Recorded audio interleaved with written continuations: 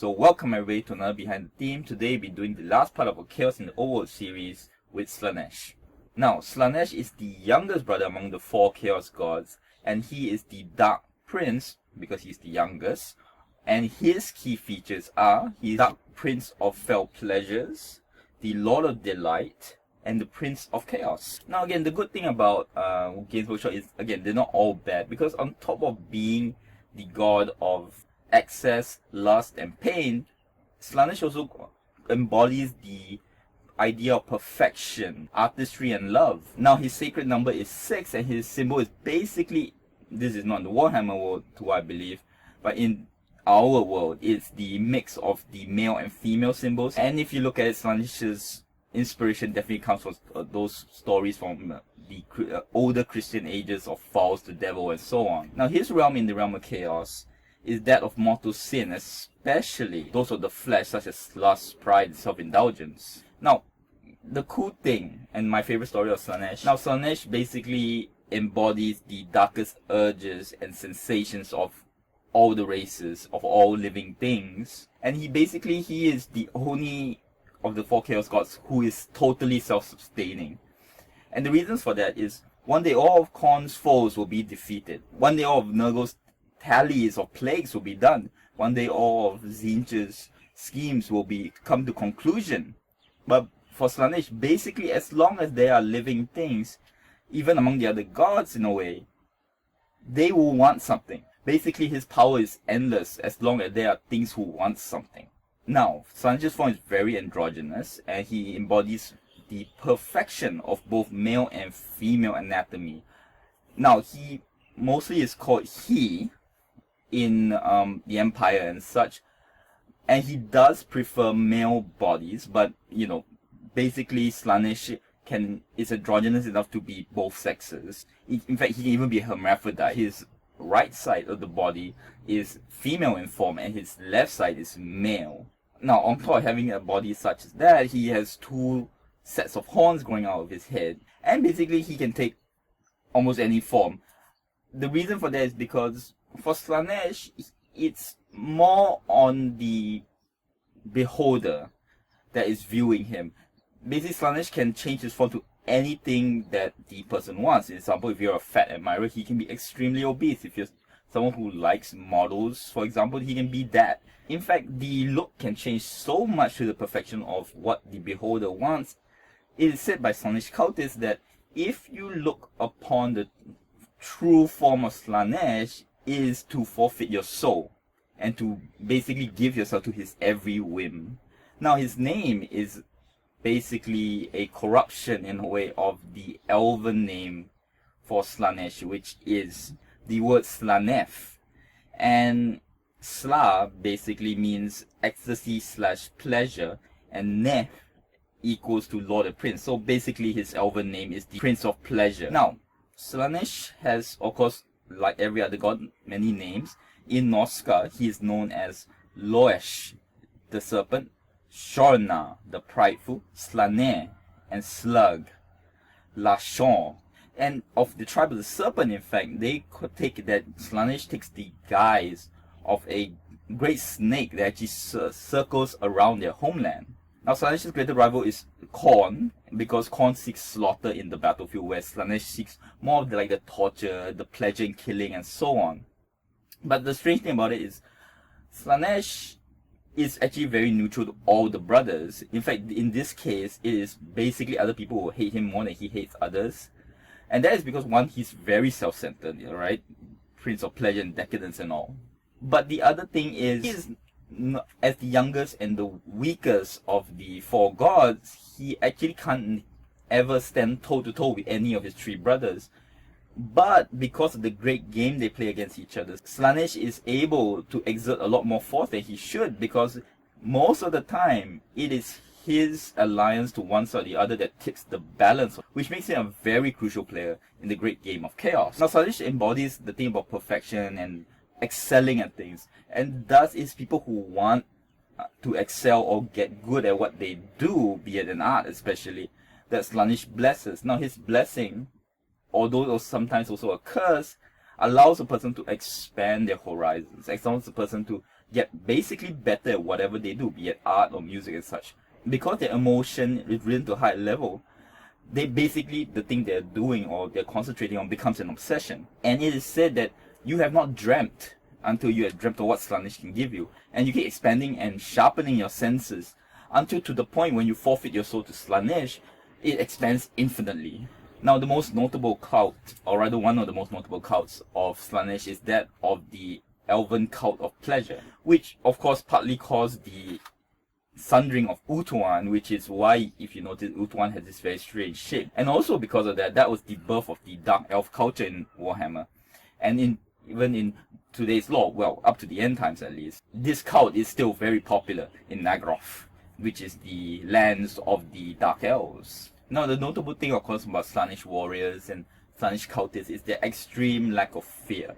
For everything to them is about the experiencing emotion or excess. So even sometimes losing to them is strangely not a bad thing. It is something new to be experienced. And because of that, that leads to that extreme lack of fear, because everything to them, even being cut, might be something that actually they want rather than not. Now, of course, when Slaanesh blesses a follower and such, he amplifies everything, be it the feeling of loathing, the feeling of pleasure, and so on. Now, the character that really embodies the whole idea of Slaanesh is, to me, Silvard. Silvard is basically a hero of Slaanesh, and he's spoiled by Slaanesh so much that he has become extremely self-centered. And Slaanesh's blessing to him was that he looks perfect on the outside in a way, but rotten on the inside. And he embodies Slaanesh because his bodyguard has to hold mirrored shields so that in the middle of battle, alright, he can preen himself. And on top of that, he so does not want to dirty himself with the filth of the world that he actually floats an inch above the ground to prevent that. So to me, this hero really embodies what Slaanesh, or rather Slaanesh followers, really are. Now let's get to the Demons of Saanich.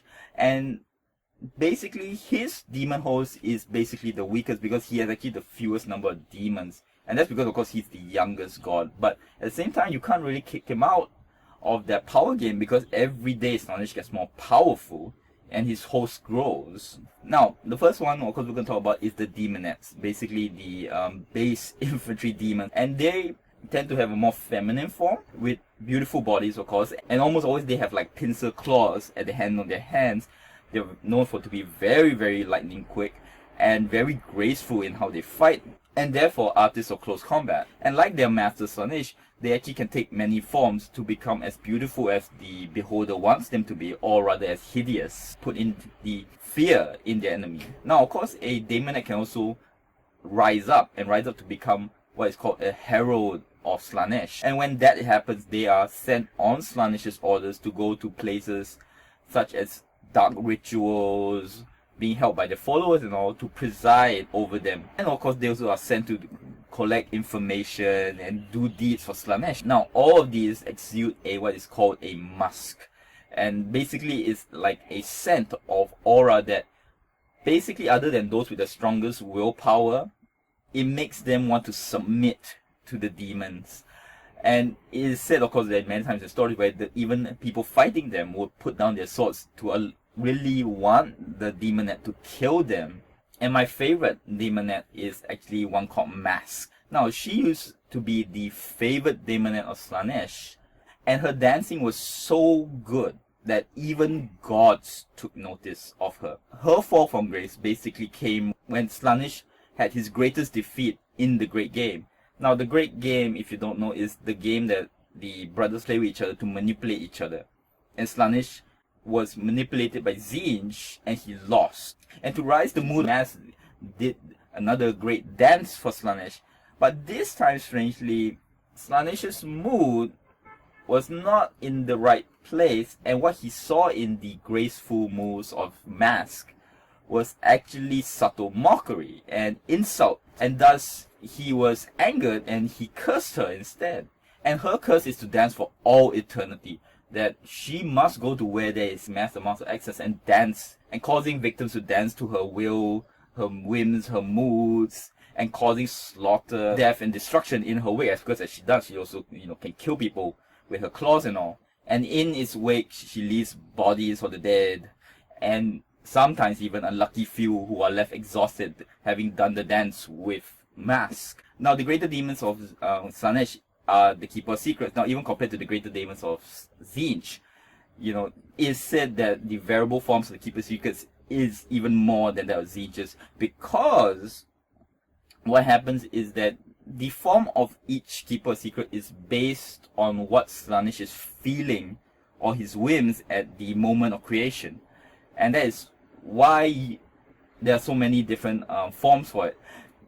Now, most of the time, what you have is either a bovine or rather like cow-like form for the head, 2 sets of horns, and it will always have 4 arms, of which 2 of them will have claws.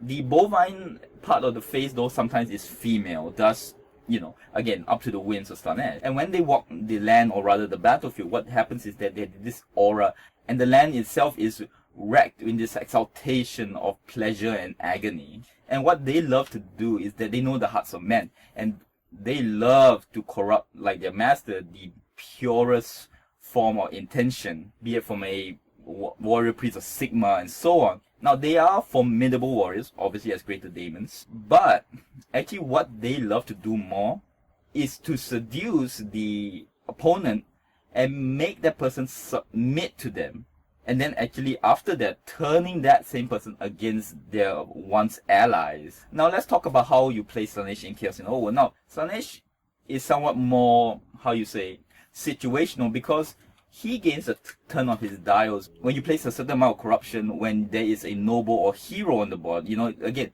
what is supposed to represent is Slaanesh affects those who aspire to be more.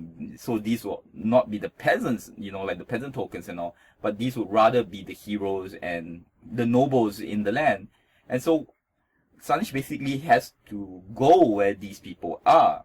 And he also has abilities where if the person's place is corrupted or ruined, he can take them along with him. And here it's a smart part of the design. It actually affects the board. It's because the heroes would hurt the demons, or rather kill off a demon of the highest threat level in that area.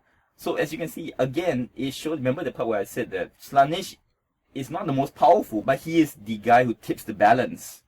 So where Slaanesh brings these tokens affects the board totally. And as Slaanesh, there are a lot of abilities which allow to increase your defense for Slaanesh. So what you're supposed to do is you have to, even more so than you have to work with other people, and look at the situation, adapt to the situation by moving your forces and those tokens here and there and everywhere to affect the board. Thus, in conclusion, that is Slaanesh. Now, I won't be doing one of the horn red because there's really not a lot of information on the horn red that I think is worth to even fill a 3-minute video, maybe even not a 4-minute one.